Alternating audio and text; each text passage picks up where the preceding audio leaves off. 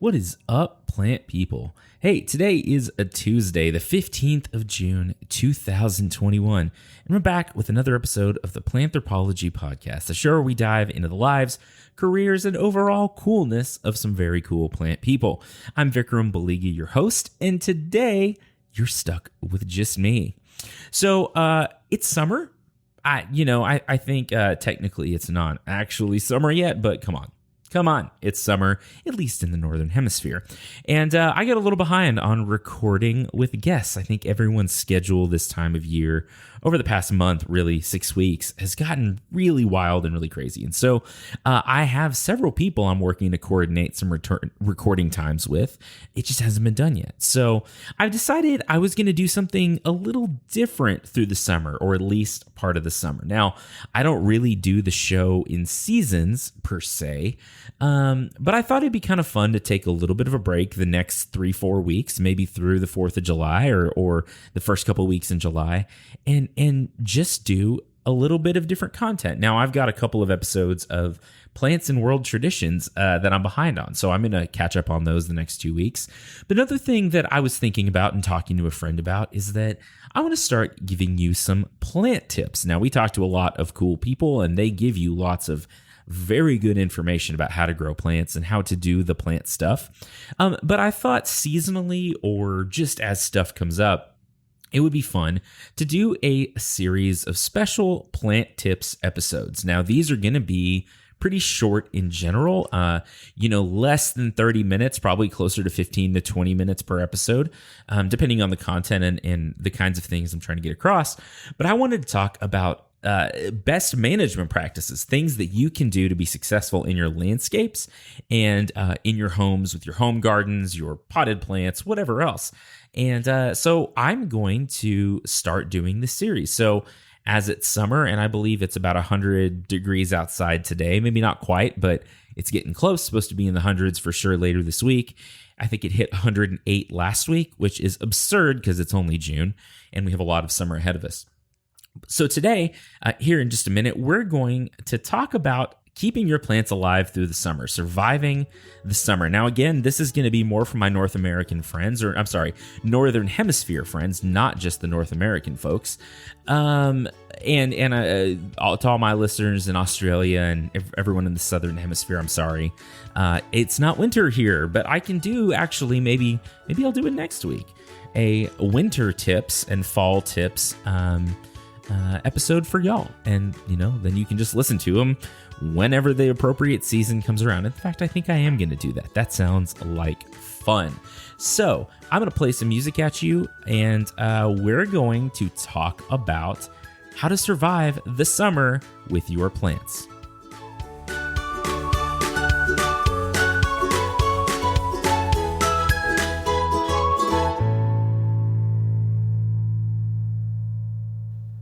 Okay.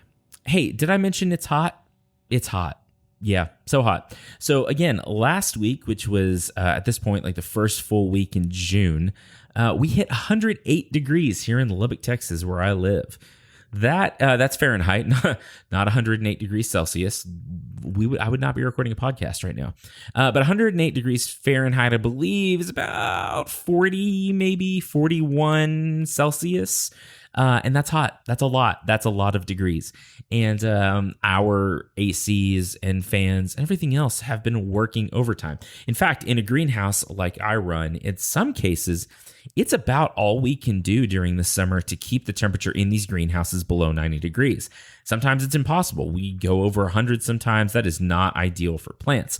So a lot of things happen to plants when it gets hot. It's a lot more difficult for them to pull enough water to cool the system to carry out photosynthesis. And what we see is that at high temperatures, the photosynthetic machine that lets plants grow and lets plants stay alive starts to shut down a little bit. It's less efficient. Sometimes we go into photorespiration. Sometimes we get other really bad biological effects due to the heat. So you start to see lots of wilting, lots of leaf burning, leaf firing, things like that. And the plants just are not healthy. Now, there are some plants that do absolutely wonderful.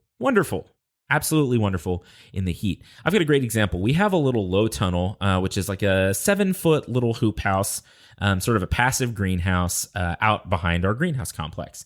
And it has a cooling system, but it's not working right now. The fans are old and they need to be replaced. And so we've kind of just left it open. We're going to try to get it fixed here over the next couple of months. But I took a little thermometer in there and it was about 146 degrees Fahrenheit in there. I don't know what that is in Celsius. It's a bunch. 56, I don't know. It's a bunch. And that is not conducive to life in general, really. But there was some silverleaf nightshade. Now, silverleaf nightshade is the solanum, so it's in the same family as like tomatoes and potatoes and peppers and eggplants and stuff. And we don't water in there because there's nothing else happening in there. And it was perfectly happy. In fact, I'm posting a video on my TikTok this evening. So if you're not following me on TikTok at The Plant Prof, you should. But I've got a video I'm posting of this silverleaf nightshade perfectly happy. Perfectly happy. It's incredible. So some plants are capable of withstanding very high temperatures. But a lot of times the plants that we're choosing for our landscapes, ornamental plants to vegetables, they really struggle in the heat. Now, peppers do pretty well. Eggplants do okay. Okra does well. Tomatoes, not so much. When our temperatures are consistently above 95 degrees during the day, say 70 degrees at night, they'll start aborting flowers. The pollen doesn't set correctly. It denatures those proteins, and tomatoes really don't do well. So you're just going to try to keep the plants alive through the summer, and then when fall comes back around, they start to do a little bit better. So I wanted to talk about some different things you can do to keep your plants healthy and keep your plants alive during the summer. So the first thing that you need to do is plant the right plants. Now, I know how that sounds. Well, okay, I've got plants in the ground. Like, what am I supposed to do? Tear them up? No, I'm not suggesting that. But as you plan for your summer landscape, start to really think through what you're going to plant, whether it's ornamental plants or vegetables, and look for varieties and look for species that do well in high temperatures, that are drought tolerant, that are high temperature tolerant, that can still carry out their biology even in very hot summer temperatures. It's interesting the way that plants are named in the trade.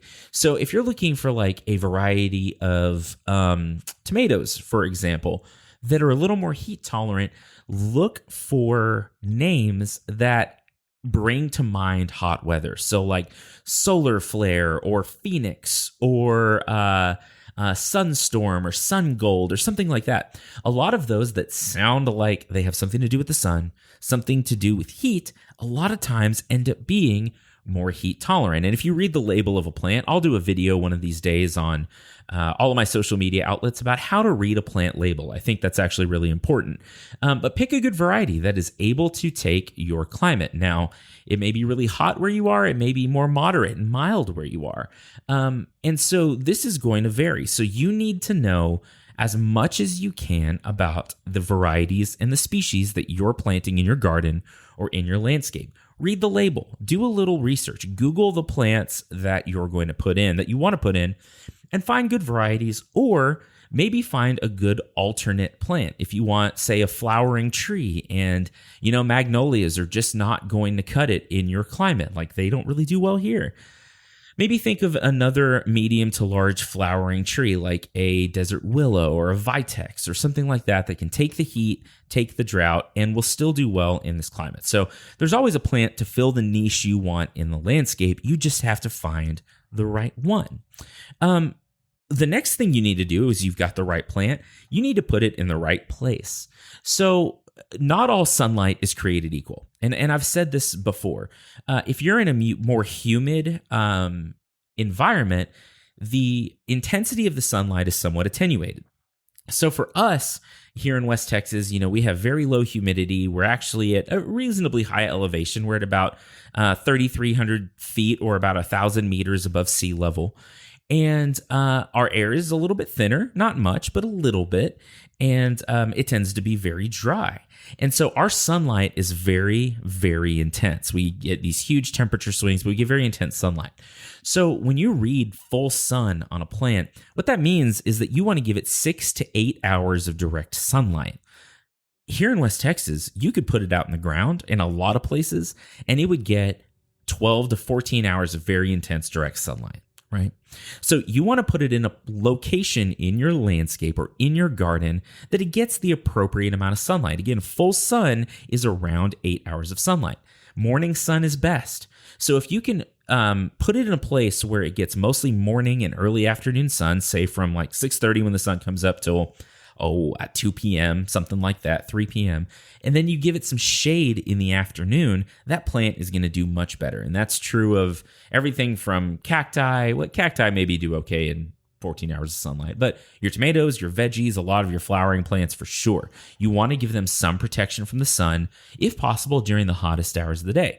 This can be done by using structures like your home or a fence or something like that. It can be done with trees. You can build shades and other structures to shade them when necessary. There's a lot you can do, but put your plants in the right environment, in the right place. And again, look at the label. You don't want to put a shade plant in full sun or vice versa. Those recommendations are there for a reason. Okay, so you've got the right plant. You've got it in the right place. You need to water it appropriately. Give it the right amount of water. Now, what does that mean? Well, again, it depends very much. For a lot of our fruiting plants and annual plants, somewhere around an inch of water per week is appropriate. Well, how much is that? How much is an inch of water? Well, that's an interesting question. You can do some precipitation tests if you're using a sprinkler system, put some cans out in the landscape, catch water for 15 minutes, and then multiply by 4. And that gives you how much water you're putting out of your sprinkler system in an hour. Then you figure out how many hours or fractions of hours you have to water to provide the right amount of water for your plant. Now, I'll say over 1,000 square feet, an inch of water is about 625 gallons. So say you're trying to water a 100 square foot garden to an inch, you're going to want to put down about 65 gallons of water over that area to give it an inch of water. So the best thing you can do, the best way to water your plants is through a drip line or through a hose that's laid on the ground at the base of the plant. You don't want to water the leaves for a couple of reasons. One, wet leaves are a place where disease can get in, where different issues can attack the plant. And also, if you have water sitting on the leaf of a plant on a hot day, you can get something called solar lensing. And you can it works like a magnifying glass. You can get burn spots and sun scald on your fruits and on your leaves, and that's really not good. That's really a problem, right? So don't water during the heat of the day. Water early in the morning or late at night. Early in the morning is really better. If you have a automated sprinkler system, that's great. Set it to water at like 4 a.m. or something for a couple of reasons. The demand is lower. Not as many people are up showering and using water. So the supply is better and you're not going to put as much of a strain on that municipal system or even on your home system if you're on a well or something like that. But also that gives that humidity time to burn off so you don't get more disease problems. And it prepares your plant in terms of water status for the heat of the day. So look up how much water your plant needs. Apply it efficiently. Again, a drip line or something that applies water at the surface of the soil is absolutely your best bet. And then water consistently. You might have seen something called radial cracking or concentric cracking in tomatoes, where you get these big gray brown cracks that form in the tomato. We see this actually in a lot of fruits. That's caused by inconsistent water, where it's dry for a while, maybe too long, and the skin of that tomato starts to harden. Then you get a big rainstorm, you water heavily, and that fruit tries to expand and it cracks because that skin is not flexible enough to expand. So get yourself on a watering schedule, whether that's once a week or twice a week or every third day. It should change as it gets warmer. And the best way to water is infrequently and deeply. If you need to put out, say 60 minutes of water in a week, split that into two 30-minute waterings. Don't do 10 minutes a day. If you do 10 minutes a day, you're just wetting the top couple inches of soil. That causes some problems because that's where all the roots are going to grow. They're going to stay in the top couple inches of soil. Then if drought really hits, if you're not able to water as much, those roots can't go deeper in the soil to find water. But if you split that into two waterings and water heavily, so 30 minutes or 60 minutes or whatever it is, a couple of times a week, you're pushing more water deeper into the soil and you're forcing those roots to go down and get it because soil dries from the top down. And so as it starts to dry up near the surface, because you've got a few days in between waterings, it pushes those roots deeper and it makes that plant more resilient to drought and to heat because you've got a deeper, more adapted root system. So, okay, we've covered planting the right plants in the right places. We've covered watering effectively. Let's talk about pruning and maintenance. So with your landscape plants, you want to do a few things. Prune out any dead material in the plant. So that could be deadheading, cutting off spent flowers, cutting out dead branches, things like that. Make sure that your plants are well maintained, that they don't have, branches that are rubbing against each other too much, that they look healthy and that they're well taken care of. For your lawn, you want to make sure you're mowing enough, but raise that mower blade in the summer, okay? Unless you're putting in your front yard, which I don't recommend, there's no reason to keep your grass at 1/10 of an inch or 1/4 inch, regardless of species, even Bermuda grass or zoysia, some of the things that are used on golf courses a lot. You can let them go up to 1/2 an inch or an inch. And what that does is provides more of a cooling effect because you have a denser or a taller canopy, so it cools the soil better, and it establishes a deeper root system. If you think about it, the amount of material above the ground is somewhat representative of the amount of root material below the ground. So a really short grass blade leads to a really shallow root system. So let your grass get a little bit taller in the summer. It's not going to hurt anything, right? And you can reduce your watering that way. You can save water in the landscape. You can save inputs, both in terms of fertilizer, fossil fuels for mowing, water, and everything else, right? You're being more conservative in your lawn. And I'm a turf grass guy, right? I've studied turf grass a lot. And so I'm not one to tell you just get rid of your grass. I'm telling you to manage it better. Right? Manage it better. Leave it taller. Water it less frequently. Make sure you've got a well-adjusted sprinkler system that is only putting water where it needs to go. And mow less frequently. Mow a little bit higher, and you'll be a lot happier with your landscape. Your turf will be much happier. You'll use less water, and it's more environmentally friendly. Okay. And that goes with fertilizing too. Fertilize intelligently, right? A lot of times people will go and buy 2 bags of fertilizer and put a bag in the front yard, in their lawn, in their flower beds, and do the same in the back. But the truth is, you don't really know how much your soil needs, how much fertilizer your soil needs without a soil test. So you can take samples from a representative area, right? So if you're trying to test your lawn, go and pull like 6-inch deep soil samples from across the lawn and mix them, pull off all the plant material, and then mix those soils together, the soil samples together. And then do the same in your flower bed and do the same in your vegetable garden. And then take those samples and you can send them to soil diagnostic labs. Here in Texas, a lot of cities will have a local lab that does soil testing. And then Texas A&M has one that they do as well. So you can mail soil samples to them. It may cost you about $20 a sample, but if you do it at the beginning of the season, it'll tell you what you need to apply to your lawn and your landscape and your garden, right? So your plants will have the fertility and the nutrients they need to grow healthy and effectively, especially through the summer when they really need to be healthy and fit. And you're not over applying fertilizers. Over application of fertilizers often leads to runoff, water ending up in waterways, or fertilizers ending up in waterways. It causes downstream ecological effects. So if we just apply what we need and we do it right and we time it well, we can really be environmentally friendly and still use our fertilizers and still do the things like that in our landscapes. I recommend backing off on fertility a little bit during the summer, because if you're pushing a lot of active growth in your plants, especially in a very hot climate, you're making them more susceptible to damage. They're using more resources. So I like to fertilize in late spring, early summer, maybe once in the summer, maybe, and then again in early fall. That gives your plants really what they need without over applying and without putting it down at times that's going to damage the plants. Weed control is another big thing, okay? So the word weed is kind of loaded, for a few reasons. But in the context of the landscape, a weed is just a plant where you don't want it. Right? There's no formal definition of a weed. Like, you can't say plant A is a weed, plant B is not, right? It's just about context. Now, there are some plants that are incredibly invasive, like, say, kudzu or tree of heaven or salt cedar or some others that I would call more of a noxious weed across the board, except in their native habitats, right? But when we take these things and put them elsewhere, it can cause problems. But if you're trying to keep, say, plants A, B, and C alive, say you've got petunias, tomatoes, and,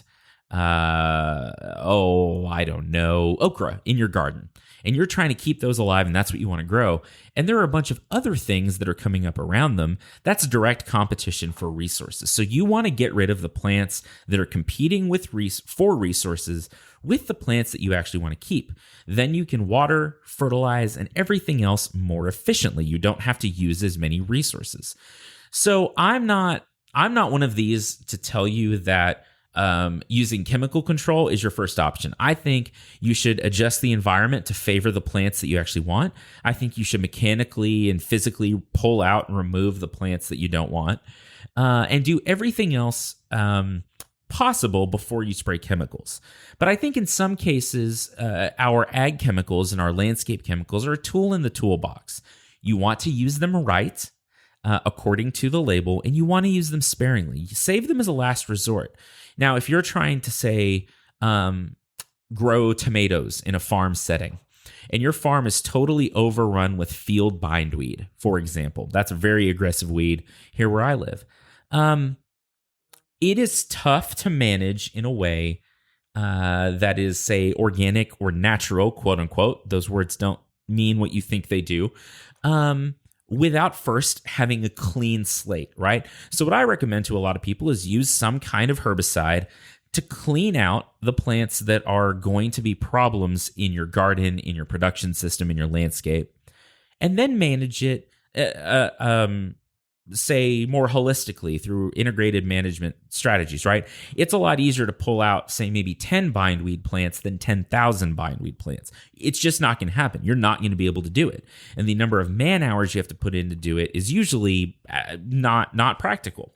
So get clean, and then you can manage it however you want, as organically or as low input as you want. It's like working out, right? Like, I'm terribly out of shape right now. And so the process of getting myself back in shape is really going to be tough. It's going to take a lot of work and a lot of effort and a lot of different strategies.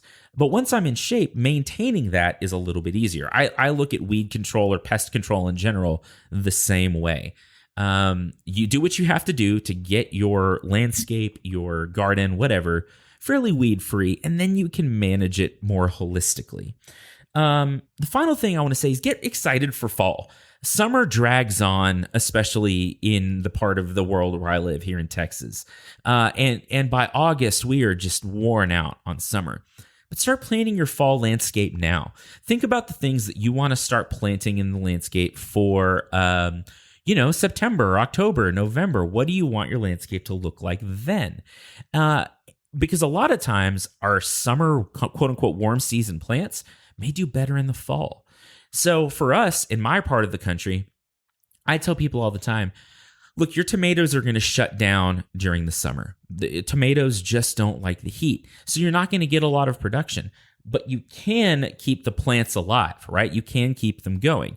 So as soon as the temperatures cool back down, they'll start producing again. So keep your plants alive through the summer, and then in the fall they'll come back. Or plan on planting fall tomatoes, right? Start them in the greenhouse, or start them in your window or your kitchen or wherever. In July, grow them out, plant them in mid to late August, and then you'll have tomatoes until first freeze. So get excited about fall. That's one of my best tips for surviving the summer. So what tips do you have? Send them in. I'll do a follow-up to this. I'll post some videos with your tips and tricks. But I hope you enjoyed this. I hope this was helpful. Again, I'm trying to keep these short, so I'm going to go ahead and wrap it up. But thanks for listening. Thanks for all the support. I'll have some more interviews for you coming in July. But until then, I'm going to have some different kinds of content for you to listen to. So thanks as always to the Texas Tech Department of Plant and Soil Science for supporting the show. Thank you for listening and supporting. If you want to support the show monetarily, head over to patreon.com/planthropology. You certainly don't have to do that, right? That is not something I require of anyone. This show will always be free, and it'll always be something that you can listen to and hopefully get something out of. Follow on social media. We're on Instagram, Facebook, and Twitter. Just search for Planthropology. Look for the bristlecone pine, and that's where we'll be. If you want to find the rest of my self-respect that I had left, head over to TikTok. I'm at the Plant Prof. And if you want to leave a rating and review for the show, my birthday's in 2 weeks, and that would be a great birthday present for me. Head over to Apple Podcasts, whatever. Drop a hopefully 5-star rating and a review. Take a screenshot of it and send it to me with your address, and I'll mail you a sticker pack as soon as my new stickers come in. So y'all are the best. I love you folks lots, and I will talk to you next week.